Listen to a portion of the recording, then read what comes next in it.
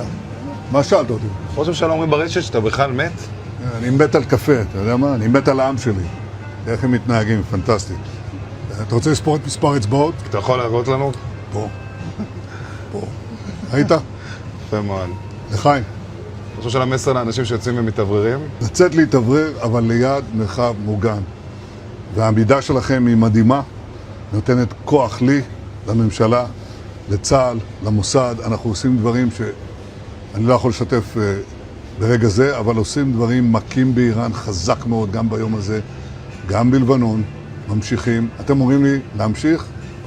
אני אומר לכולכם, גם אתם תמשיכו. תמשיכו להישמע להוראות פיקוד העורף, כל הזמן, להישמע להוראות פיקוד העורף, וגם לראשי הערים, להיות תמיד ליד מרחב מוגן. אנחנו נקל ככל שהדבר ניתן. ותודה לך על הקפה, הוא מצוין. אני לא יודע לגבי הקלוריות, זה נראה לי מסוכן מאוד.